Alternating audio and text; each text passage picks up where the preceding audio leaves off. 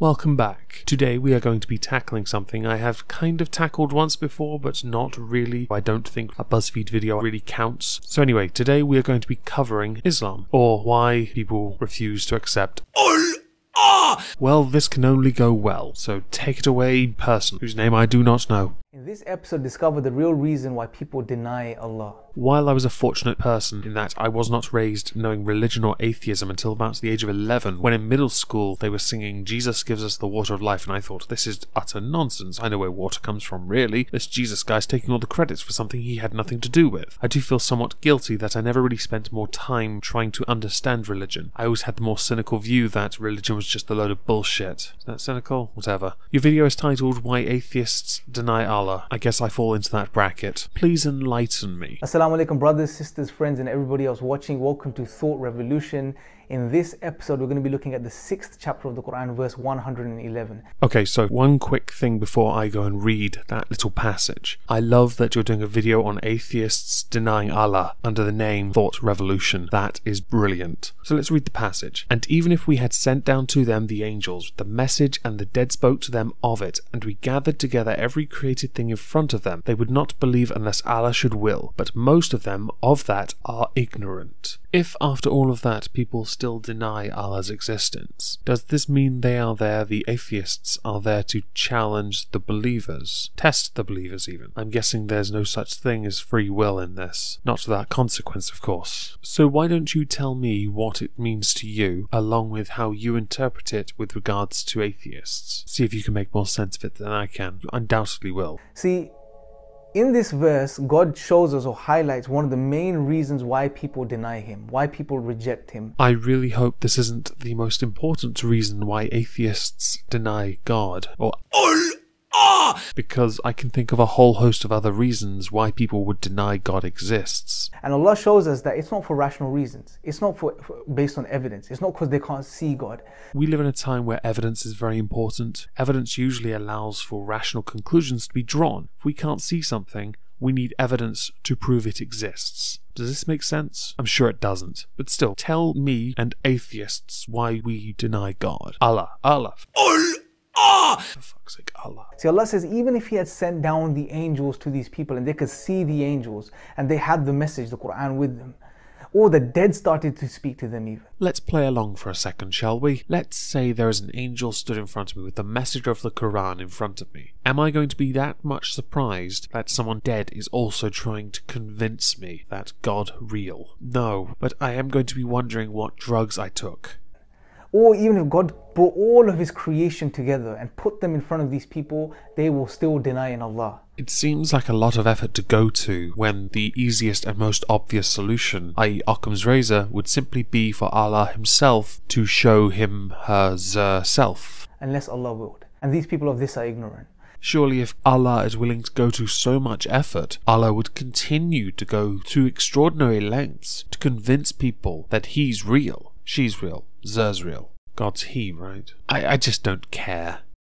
I will say that if God is all-seeing, all-knowing, all this blah blah blah mystical nonsense, why is it God cannot defeat free will without having to use His little pawns to incite violence? See, the reality is, brothers and sisters, that most atheists are not denying God based on rational reasons. Majority of the cases. And I'm sure you have a long list of credible sources to support this assertion.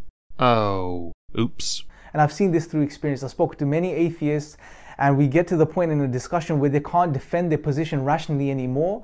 But at that point, what do? They take reason and rationality and they put it in the bin. I wonder if it has anything to do with them only having a finite number of answers to what you say, whereas you have an infinite number of lies you can tell to convince them to convert to Islam.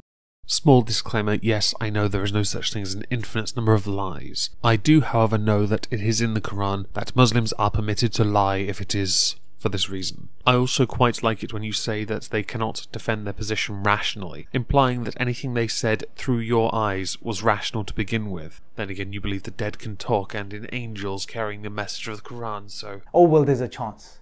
and they play the chance card. There's a chance this could happen like this, or there's a chance that this can happen like this. Do you think it has anything to do with them being exasperated with the conversation, carrying on past the point where they can be bothered with you anymore, and them using a dismissive argument to simply get rid of you so they can carry on with their lives of blissful ignorance?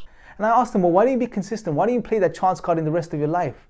Why don't you say, well, there's a chance if I blindfold myself today and drive my kids to school, everything will be fine? See, now we know you're not arguing from a rational position. You're trying to bring God down to our level. That's not surely how God operates. By implying that God can be equated to chancing it blindfolded in a car, you're basically saying, if you take chance with this, you're gonna die. That's hardly something I want to get behind. The car and or believing in a God.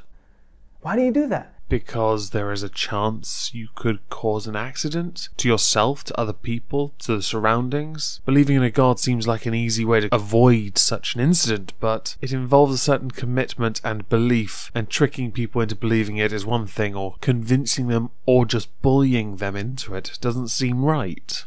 But they're not consistent. They won't do that. Only when it comes to God, they will reject even reason and rationality to deny his existence. And using angels and the dead is going to convince them otherwise? If anything, it's going to make them think the Walking Dead and supernatural are real. That said, there are zombies kind of in nature. You should look it up. It's fascinating. When I initially watched this video, the one thing that really amused me was the assumption that they themselves, the atheists, were being irrational from the offset, that their arguments were born of no evidence. All assumption. You have not gone to any effort to prove that they have not backed it up. I would love to see some video clips of you interacting with atheists on the street. Actual footage of it. Because I think it would do a better job to back up your arguments, to prove that you are in fact arguing your case fairly, and giving them a fair chance to exhaust their options to then showcase this irrationality you believe existed.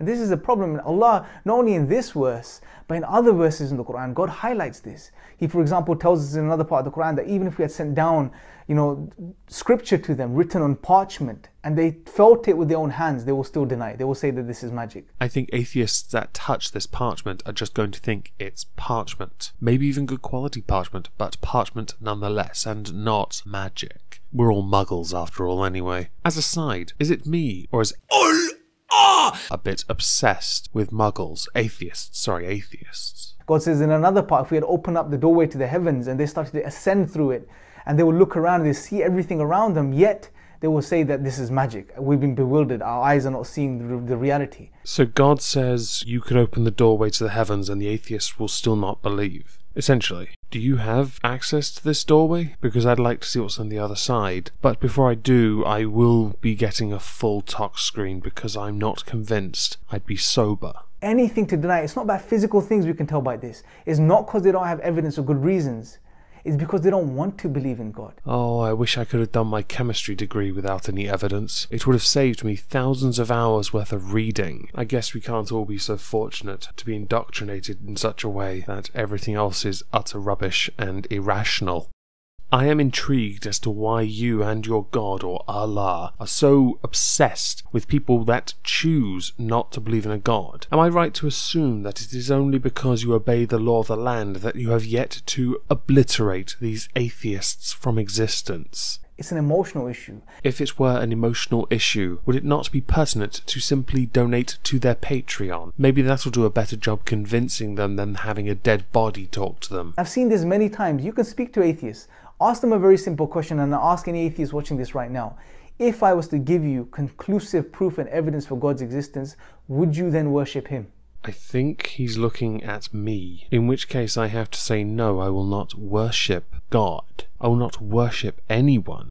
Okay, maybe one entity, but no other. I will not worship a God just because they exist. No. And to just for the sake of it, God not real. That's the question. I feel like I answered your question. No, I will not worship your God, ever. And most of the time, what I've seen from experience, they will say, no, we wouldn't worship him. Ah, so the atheists you have engaged with acknowledge God exists, but refuse to worship him. That's interesting, because I don't believe God exists, and I don't worship anyone. So logically it should be, God's not real, worshipping's out of the question altogether.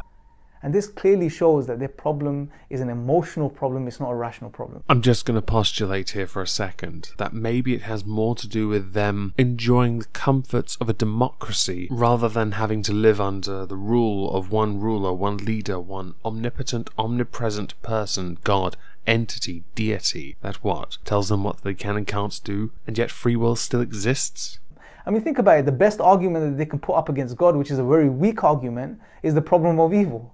I would argue that the definition of evil and what constitutes evil can be regarded as subjective depending on location, society, and blah blah blah. But the existence of God, proving he exists, not subjective, relies and requires a significant amount of evidence.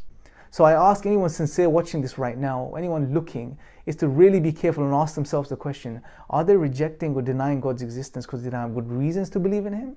Or is it because they have some other internal emotional problem that maybe is that they don't want to worship God or turn to him or submit to him? I would like to believe that most atheists have totally valid reasons for choosing not to believe in a God. I would say that as a species, it is quite natural to reject the idea of worshipping or submitting to something or someone, especially the someone or something that you can't see, that you have no real proof even exists. It is not the job of the atheist to prove why they don't believe. It is your job to prove it's real to begin with. That would do a better job at convincing someone than them listing off all the reasons they don't believe something until they get bored and walk away or submit. Oh, that submit part you left at the end there. Oh, that really annoyed me. The idea of submitting to a faith, no, that does not work for me.